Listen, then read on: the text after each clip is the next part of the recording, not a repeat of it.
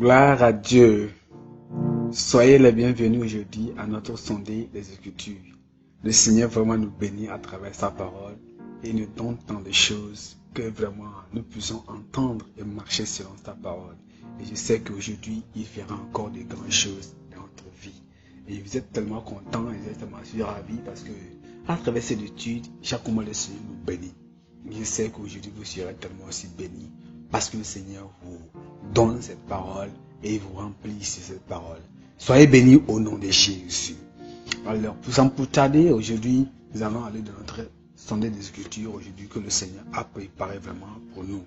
Et nous avons étudié la fois passée quelque chose de tellement important qui était sur Jésus-Christ fut rejeté dans sa patrie. Et sans plus tarder, aujourd'hui, nous allons avoir une autre étude tellement importante. Allons prier. Père, nous te bénissons, te glorifions encore pour cette opportunité que tu nous as donnée. Nous prions, Seigneur, tu nous appelles à la sainteté, à la sainteté, la pureté du cœur. C'est la nature. Tu dis sans la sainteté, personne ne verra le Seigneur. Seigneur, aide-nous à avoir cette nature, afin que notre labeur, notre travail, notre œuvre sur terre, notre paix, notre endurance, Seigneur, ne soit en vain au nom de Jésus. Aide-nous, Seigneur, purifie-nous, sanctifie-nous. Lave-nous par le sang de l'agneau. Au nom prêché de Jésus, nous avons prié. Amen. Soyez les bienvenus aujourd'hui, une fois encore. Et sans plus tarder, allons à notre sondée d'aujourd'hui. Nous allons considérer Lévitique. Dans le livre de Lévitique, chapitre 20.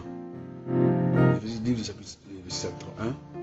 Chapitre 20, le verset 1, elle me dit, l'Éternel parla à Moïse et dit, tu diras aux enfants d'Israël, si un nombre des enfants d'Israël ou des étrangers qui séjournent en Israël livre à Moloch l'un de ses enfants, il sera puni de mort. Le peuple du pays le lapidera. Verset 3 dit, et moi je tournerai ma face contre cet homme et je le retrancherai du milieu de son peuple parce qu'il a livré de ses enfants à Moloch. Suyez mon sanctuaire et profanez mon saint nom. Verset 4 dit, si le peuple du pays détourne ses regards de cet homme qui livre de ses enfants à Moloch, et ce ne fait pas mourir, je tournerai moi ma face contre cet homme et contre sa famille et je le retrancherai du milieu de son peuple, avec tous ceux qui se prostitue comme lui en se prostituant à Moloch. Gloire à Dieu. Gloire à Dieu. Et il dit, verset 6, c'est tellement important pour moi. Si quelqu'un s'adresse aux morts et aux esprits pour se prostituer après eux, je tournerai ma face contre cet homme et je le retrancherai du milieu de son peuple. Gloire à Dieu. Gloire à Dieu. Qu'est-ce que nous voyons ici? Le Seigneur nous parle de quelque chose d'important. Dans ces versets que nous venons de lire, surtout le verset 26. Lisons le verset 26. C'est tellement important. Lisons le verset 26. Le verset 26 de là que nous venons de lire. Le verset 26 du chapitre 20. Il dit, vous serez saints pour moi, car je suis saint. Moi l'Éternel, je vous ai séparés des peuples afin que vous soyez en moi. Afin que vous soyez à moi. Gloire à Dieu. Vous serez saints, car je suis saint. Dieu est saint et il désire ardemment que son peuple, son enfant, son peuple soit saint. Dieu ne laisse pas l'homme dans le doute, dans le doute, quant au détail du mode de vie qu'il exige de lui. Dans notre étude de texte, Dieu prescrit les relations qu'il attend des enfants d'Israël et les met constamment en garde contre l'adoption des mauvaises pratiques des Cananéens. Dieu met aussi un point d'honneur sur la norme la plus élevée de perfection physique, sociale et morale pour le sacerdoce, pour le sacrifice. Ainsi, un haut niveau de pureté est exigé de tous, aussi bien que d'Israël ordinaire que des sacrificateurs. Alors, les lois de Dieu prescrivent des châtiments sévères pour ceux qui se livrent à l'idolâtrie, au spiritisme et aux relations sexuelles illégales. En outre, les punitions infligées aux individus déviants, la nation entière risquait d'être déshéritée de la terre promise si elle vivait comme les Cananéens ou adoptait leurs coutumes impies. Compte tenu de la variété des vices qui peuvent rendre une personne passible du jugement divin, à la disqualifier du ministère, nous devons faire quoi? Nous devons barrer la voie au blasphème et à l'impurité dans notre marche avec Dieu. Aujourd'hui, nous voyons quelque chose, un thème tellement si signifiant. Et ce thème nous parle et nous donne ce que nous devons faire pour vraiment avoir la nature que Christ nous demande d'être. Christ veut que nous soyons saints. Dieu veut que nous soyons saints car c'est sa nature. Raison pour laquelle nous voyons notre thème qui est aujourd'hui l'appel à la sainteté. L'appel à la sainteté. Cet appel à la sainteté est tellement évident. C'est tellement évident. Christ nous appelle à la sainteté. Tellement à la sainteté. La raison pour laquelle il nous a dit dans Lévitique chapitre 20, le verset 26, il nous a dit que et vous serez saints pour moi. Vous serez saints pour moi. Car moi, l'Éternel, je suis saint. Et je vous ai séparés des peuples afin que vous soyez à moi. Gloire à Dieu. Afin que vous soyez comment? À moi. Si nous sommes à Christ, nous devons être saints. Nous sommes à Dieu, nous devons être saints. La sainteté est la nature de Dieu. Et il veut que nous soyons saints, car lui, il est saint. Dans cette étude que nous considérons comme l'appel à la sainteté, il va voir 3 points ici. Là. On va considérer 3 points. Et le premier point qui va parler de la punition liée à la violation du commandement de Dieu. Quelle est la punition qui est liée à la violation? Lorsque quelqu'un viole, ne respecte pas, le commandement de Dieu.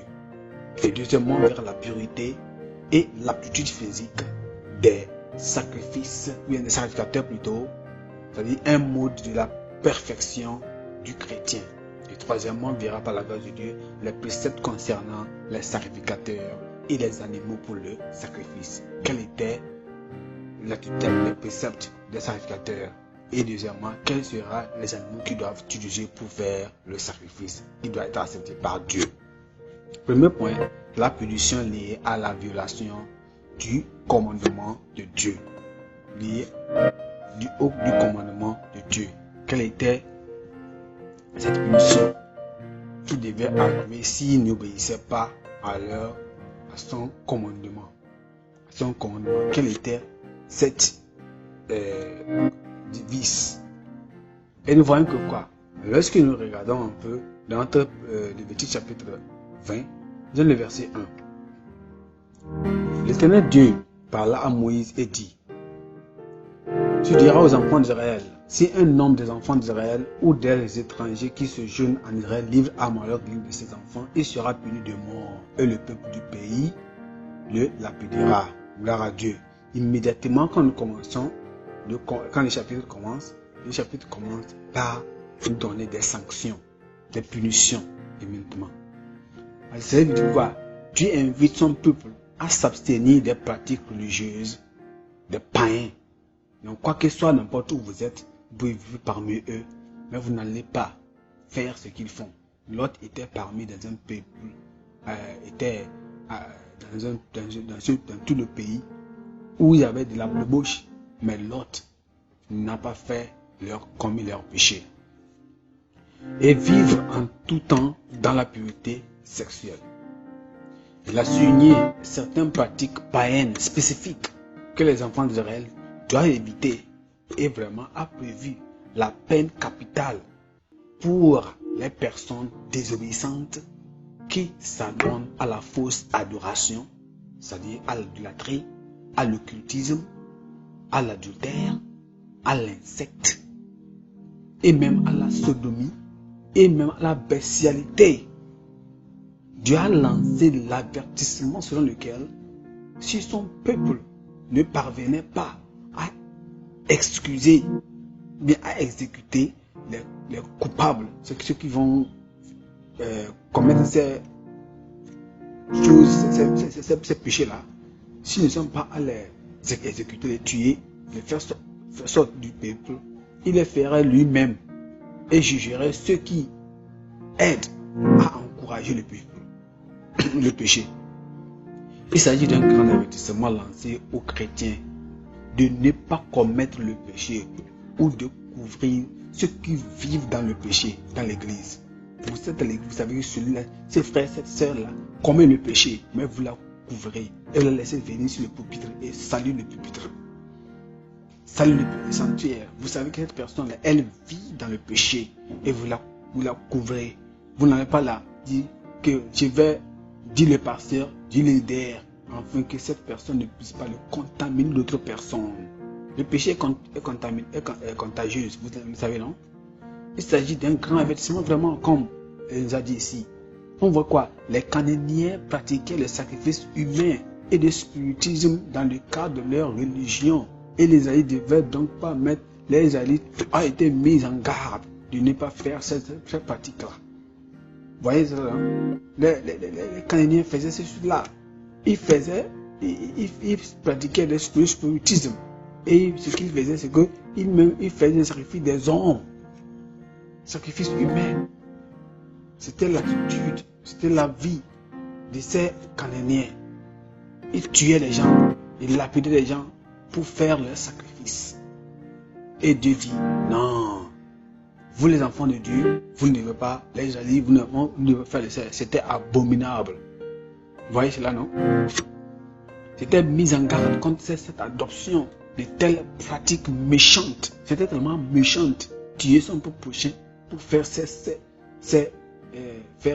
tuer ces personnes pour faire des sacrifices à leurs idoles.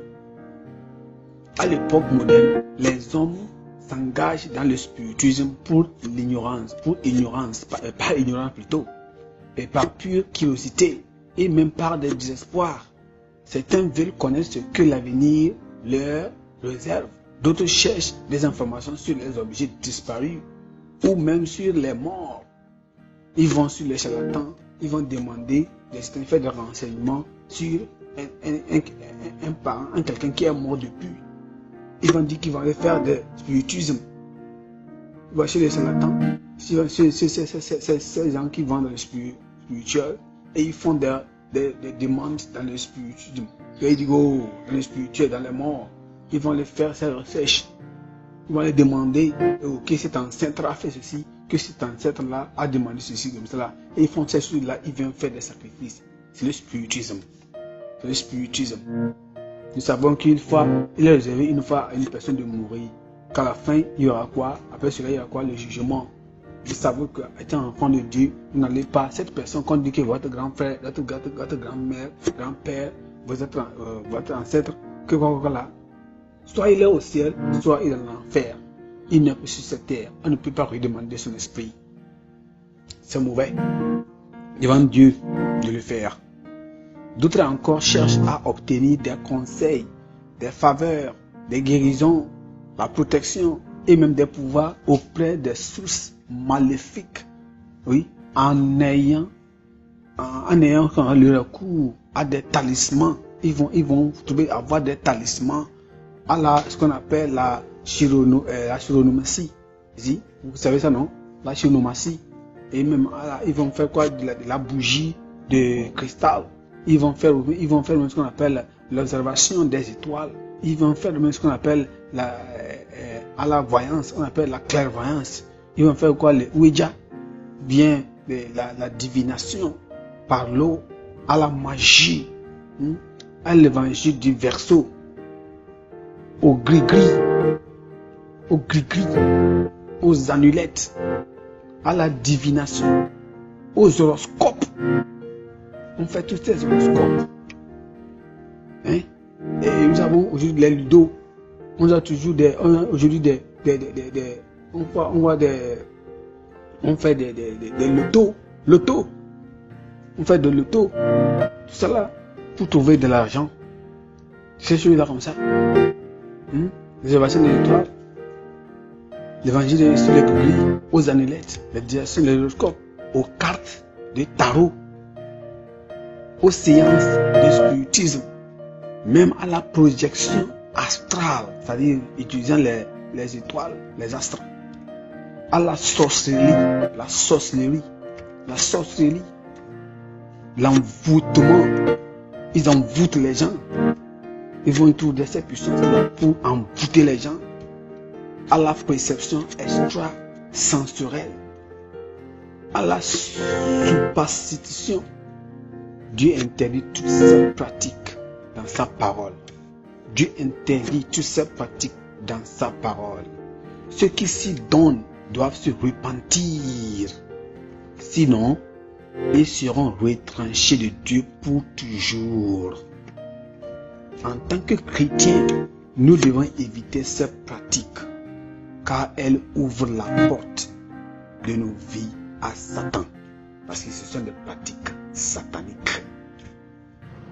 Gloire à Dieu. Ce sont des pratiques sataniques. Lorsque nous les faisons, nous ouvrons la porte à la manifestation satanique de notre vie. Elles violent le commandement de Dieu et attribuent sa gloire à d'autres dieux.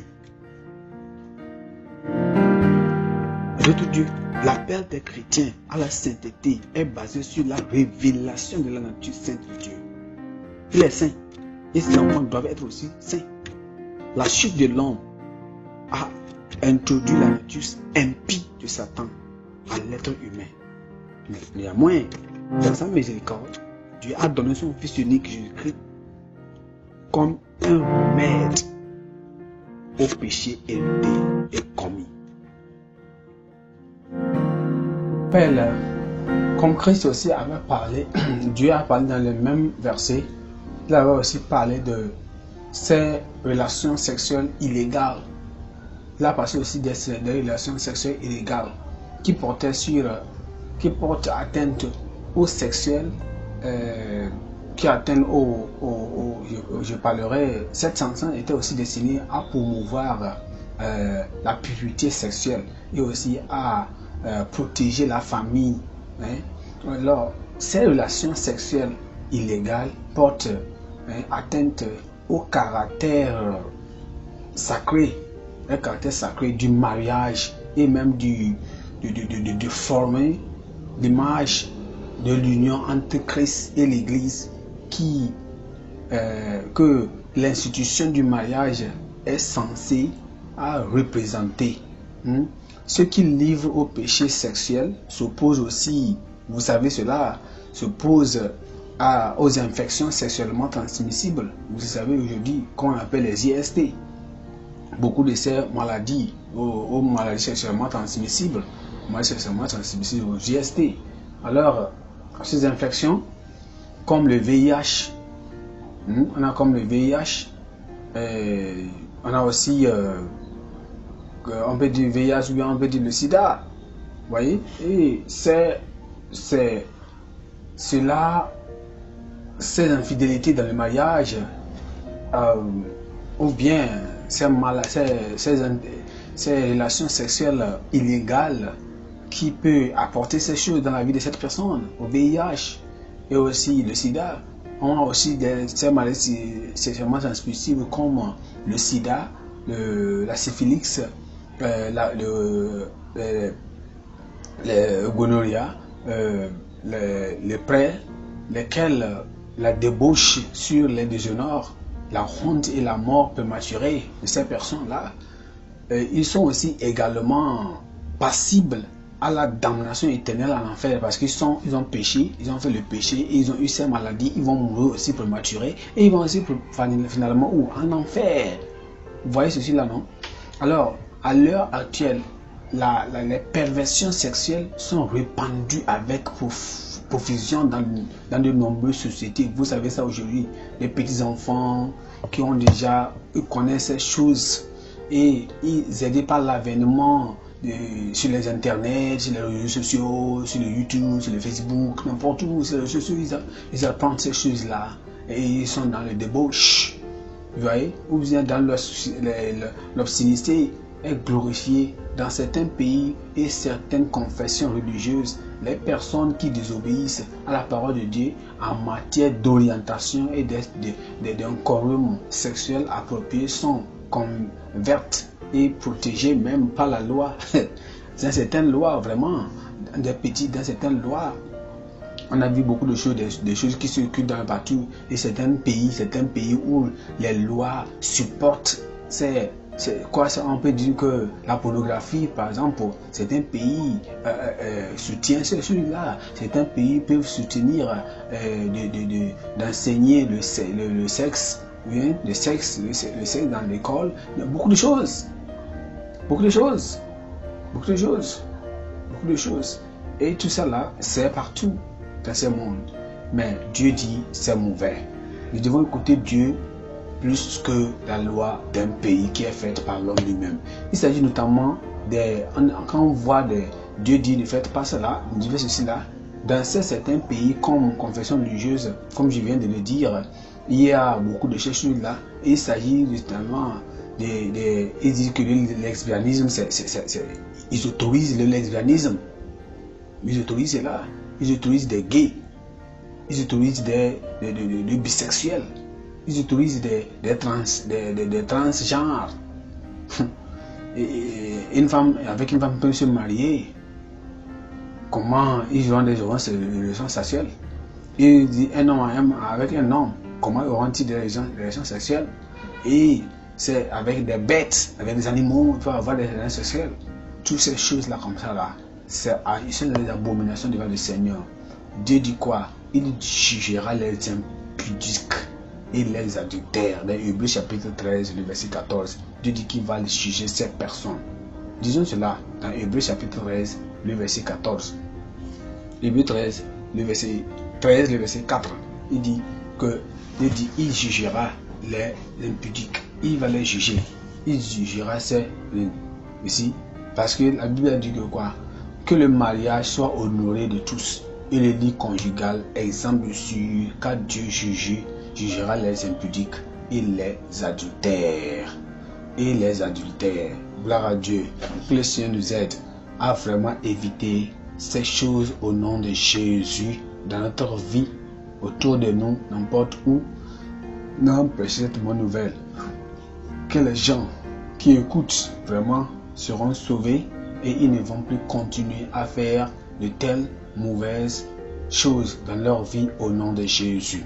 Et lorsque nous prêchons, nous prions que le Seigneur vraiment va nous aider afin que ceux qui nous écoutent ne vont pas continuer dans leur incrédulité. Plutôt, ils vont écouter la parole de Dieu et marcher selon cette parole. Cette personne qui est Dieu, cette personne qui est le sacrificateur doit aussi être saint. Parce que Dieu même a dit je suis saint. Alors quand le servant, vous devez être saint, vous devez être pur, afin que vous pouvez aussi envoyer ce message actuellement aussi de sainteté et de pureté. Et c'est dans cela que Christ, Dieu même lui, va vous utiliser pour sa parole. Point numéro 3, les préceptes concernant les sacrificateurs et les animaux pour le sacrifice. Quels étaient les préceptes de ces sacrificateurs? Que devaient-ils faire? Qu'est-ce qu'ils devaient avoir comme précepte? Quelles étaient les ordonnances qu'ils devaient suivre afin de pouvoir faire ce que Dieu les a demandé?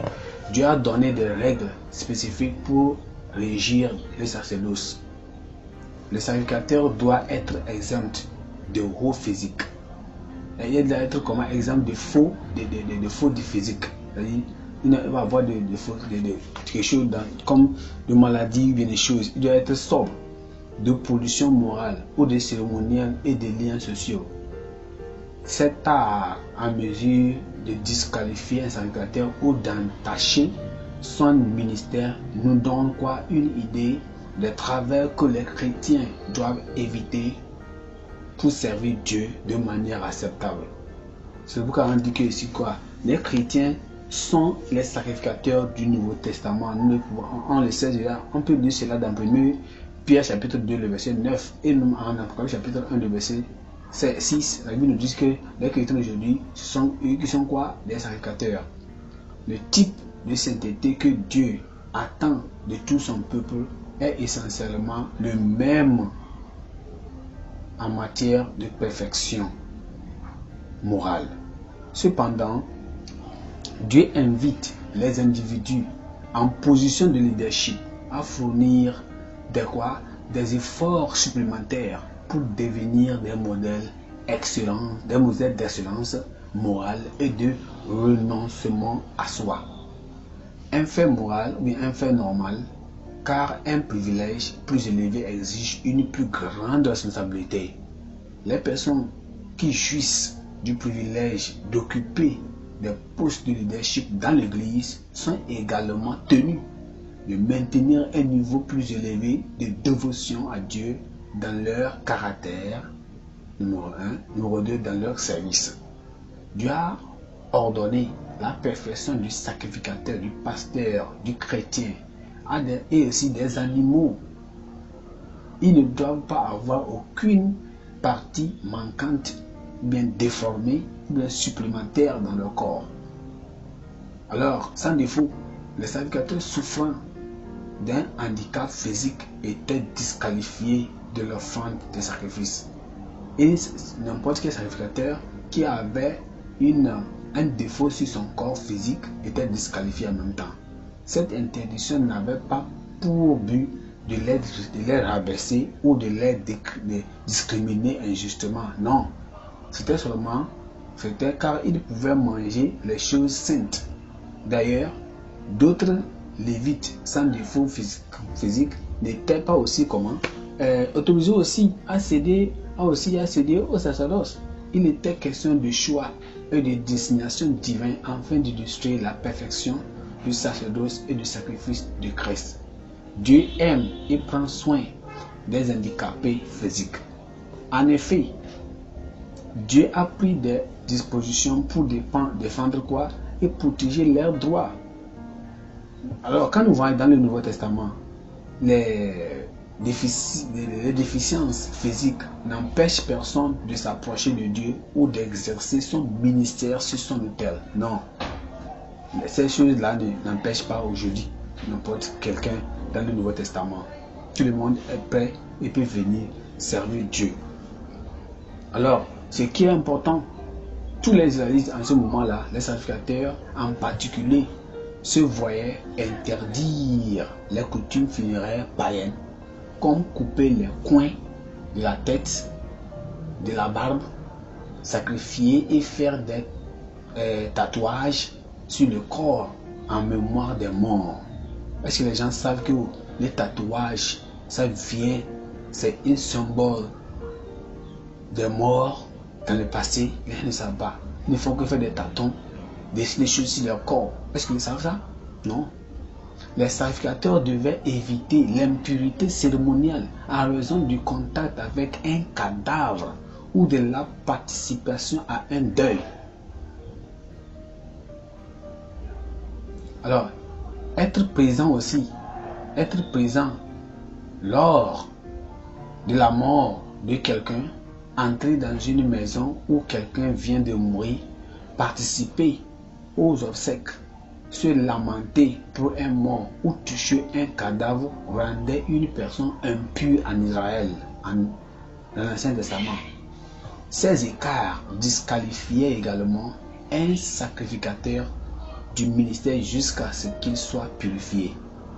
Dieu interdit aux sacrificateurs de se souiller en touchant les morts, à l'exception des personnes très proches d'elles, que leur père, leur mère, leurs enfants, leurs frères et leurs sœurs non mariés. Ce commandement indique que la priorité de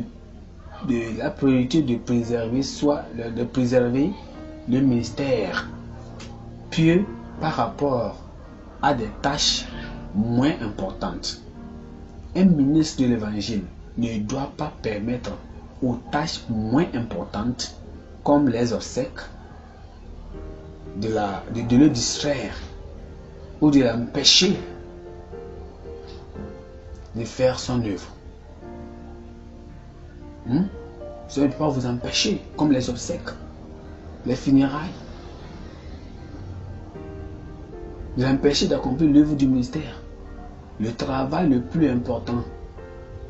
Un sacrificateur devenait impur de manière cérémonielle pendant 7 jours, chaque fois qu'il était souillé par les morts. Pensez à un instant. Soit peu à l'entrave que cette souillure constituerait pour le ministère du tabernacle si les sacrificateurs étaient autorisés à se souiller sans discernement. En tant que chrétiens aujourd'hui, nous les enfants de Dieu, la prédication de l'évangile constitue quoi? Notre premier devoir. Nous ne devons pas laisser nos préoccupations concernant les programmes d'enterrement et d'autres activités sociales nous distraire de cette mission ordinaire par Dieu, et de cette mission plutôt ordonnée par Dieu. Nous devons garder à l'esprit le principe de modération pendant les rites funéraires de nos proches disparus. Nous ne devons pas imiter le mode ni nous lamenter comme des personnes sans expérience. Les chrétiens ne doivent pas pécher simplement parce qu'ils veulent organiser un enterrement digne de ce nom à l'honneur, disant que je vais organiser ce funéraire à l'honneur de cette proche personne disparue. Dieu appelle son peuple à la sainteté, aussi bien dans la joie que dans la tristesse. Les sacrificateurs étaient en outre tenus de vivre en tout temps dans la sainteté, dans leurs relations conjugales et dans leur vie familiale. Ils ne devaient pas épouser des personnes aux mœurs légères ou irréligieuses. Il était aussi interdit d'épouser des personnes divorcées. Un mariage médiocre ou des enfants scandaleux rendait un sacrificateur inapte à exercer son ministère sur l'autel de Dieu. En tant que sacrificateur du Nouveau Testament, nous les enfants de Dieu aujourd'hui, les chrétiens doivent prier pour la direction de Dieu et être discrets dans le choix de leur conjoint, c'est-à-dire le mariage. Le fait d'être marié à une mauvaise conjointe, peut disqualifier ou sérieusement limiter une personne dans le service de Dieu. Un sacrificateur qui bafouait la norme de Dieu concernant le mariage était renvoyé de son service. Que le Seigneur nous aide à le faire et savoir comment le faire en tant qu'enfant de Dieu. C'était ça comment la discussion, quelle était la discussion des sacrificateurs. Comme je viens de le dire, la pureté, l'aptitude physique et la règle des sacrificateurs. C'est le point numéro 2 que je viens de parler de la pureté et l'aptitude physique des sacrificateurs. Un modèle de perfection du chrétien. Revenons au point numéro 3 maintenant. Revenons au point numéro 3 qui nous parle de quoi? Les préceptes concernant les sacrificateurs et les animaux pour le sacrifice. Quels étaient les préceptes que Dieu les demandait de faire en ce temps-là? Dieu a mis en garde les sacrificateurs contre la profanation la profanation dans le maniement des choses saintes. Yes. Il les a donné de quoi à faire pour ne pas suer le tabernacle. Lorsque nous lisons dans Lévitique chapitre 22, lisons Lévitique chapitre 22, Lévitique chapitre 22, le verset 3, qui dit que dis-leur, tout homme parmi vos descendants et de votre race qui s'approchera des choses saintes que consacre à l'Éternel les enfants d'Israël et qui aura sur lui quelque impureté, cet homme-là sera épanché du devant de moi et je suis l'Éternel. Gloire à Dieu, c'est l'Éternel. Oui, c'est ce que l'Éternel Dieu lui avait dit aux enfants d'Israël. Il exigeait la pureté entre eux et tout ce qu'il faisait, il voulait que la pureté soit. En plus des défauts physiques, de la lèpre, des écoulements corporels, le contact avec un carcasse d'un mort ou bien un animal impur rendait un sacrificateur inapte au service. Alors un sacrificateur sué devait subir des rites de purification, des sacrifices de purification, prescrits avant de reprendre le service. Il s'agit d'une réprimande claire aux chrétiens qui sont conscients d'une impureté certaine dans leur vie, mais continuent à servir sans chercher à se purifier devant Dieu. Vous êtes enfant de Dieu, vous êtes serviteur de Dieu et vous prêchez, vous savez que vous êtes involvé, vous êtes inclus dans un péché. Au lieu d'aller vous retraire, de vous retraiter et d'aller chercher la face de Dieu pour le pardon, vous continuez à servir le Seigneur. Sachez bien que vous êtes dans le péché. Ce service, c'est tellement mauvais. Dieu Seigneur ne regarde pas cela. Et vous êtes d'encourir un danger. Il vaut mieux de se retrancher et d'aller se repentir, chercher la face de Dieu, le pardon. Alors, de se réconcilier avec le Seigneur avant de venir continuer le travail. Si vous dites cela à votre pasteur, à votre leader, à votre qui, je vais voir encore le fait de la face de Dieu et je vais revenir comme le service. Personne ne va vous dire quelque chose. Il faut le faire. Le service offert par les sacrificateurs doit aussi être conforme à la prescription de Dieu. Pour être acceptable, le sacrifice doit être parfait. Un animal mal offert au plein gré. Les animaux ayant des défauts n'étaient pas acceptables. Cette prescription enseigne les enfants de Dieu qu'ils doivent offrir le meilleur d'eux-mêmes à Dieu. Nous devons donner à Dieu le meilleur de notre temps, de nos talents, de nos trésors. La tentation de donner à Dieu des choses de peu de valeur est à bannir.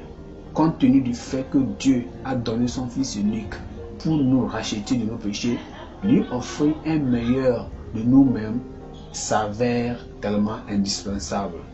Nous devons le faire. L'exigence de la sainteté imposée par Dieu est intemporelle.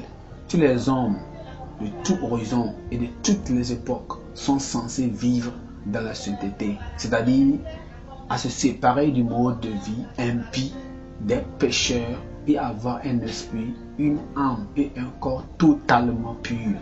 Dieu est saint et quiconque veut marcher avec lui doit être saint. Il accorde une grande importance à la vie de sainteté. Il dit soyez saints car je suis saint. Et sans la sainteté, personne ne verra le Seigneur. Je prie que le Seigneur nous aide, que dans toutes nos activités, dans toute notre vie, nous allons lui offrir, nous serons comme des animaux purs, sans défaut, pour servir le Seigneur. Et en cela, le Seigneur va recevoir notre service. Amen. Par la grâce de Dieu, aujourd'hui, vous avez écouté cette parole. Le Seigneur vous en a parlé concernant sa parole. Est-ce que vous êtes prêts à obéir à sa parole? Oui. Vous êtes prêts? Étant enfant de Dieu aujourd'hui, Christ nous appelle à la sainteté. Dieu nous appelle à la sainteté. Il dit, venez à moi. Venez à moi et je vous ferai des fraîcheurs d'âme. Avant que nous puissions le faire, on doit être saint. Avant que nous puissions aller au ciel, on doit être saint. Il dit, soyez saint car je suis saint. Je veux que tu ailles devant Dieu maintenant. Je te pose cette question. Comment est ta vie? Est-ce que tu as péché? C'est que tu sais bien que tu as péché, mais tu continues à faire le service de Dieu sans se retrancher et voir la face de Dieu. Il demande que tu sois saint afin que tu puisses le servir. Il demande quelle est la sainteté, quelle est ta vie, comment. Parce que si tu continues à faire le péché, est-ce qu'il y a la sorcellerie, il y a ces mauvaises, ces animosités, ces calomnies, ces péchés, des péchés dans ta vie? Demande à Dieu de te pardonner. Il va te rendre pur. Est-ce qu'il y a ces animosités, les sacrifices humains, tout ce que les gens faisaient en ce moment-là? Christ t'appelle, viens et sois sauvé. Le Seigneur va te sauver si tu confesses tes péchés sincèrement. Dis à Dieu, je vais prêcher ta parole, mais rends-moi pur. Utilise-moi, mais sanctifie-moi d'abord. Au nom de Jésus, nous avons prié. Père, nous te bénissons, te glorifions aujourd'hui pour cette parole. Nous te bénissons, nous prions, Seigneur, tu nous appelles à la sainteté. Seigneur, tu as prié déjà pour nous, pour notre sainteté. Confirme cela au nom de Jésus. Nous sommes les sacrificateurs aujourd'hui, les chrétiens, nous devons te servir dans la pureté, de la sainteté, de la bonté, dans ta recommandation. Nous prions que tu nous purifies, tu nous sanctifies, tu nous cleanses de ta parole, afin que nous puissions faire ta volonté et faire ta volonté en prêchant ta parole. Seigneur, ceux qui ont péché, Seigneur, touche leur cœur à aller se réconcilier avec eux avant qu'ils viennent continuer ton travail comme ça faisait à ce moment. C'est tout péché, tout ce qui est chose. Non pas prendre certaines choses seulement, Seigneur, tout important plus que de prêcher la parole de Dieu. Aide-nous, Seigneur. Pardonne-nous si nous avons fait cela. Et maintenant, donne la grâce de continuer à faire la même chose au nom de Jésus. Seigneur, merci car tu nous as exaucés. Au nom précieux de Jésus, nous avons prié. Amen. Que le Seigneur vous bénisse. C'est pas à dire. On se voit la semaine prochaine. Amen.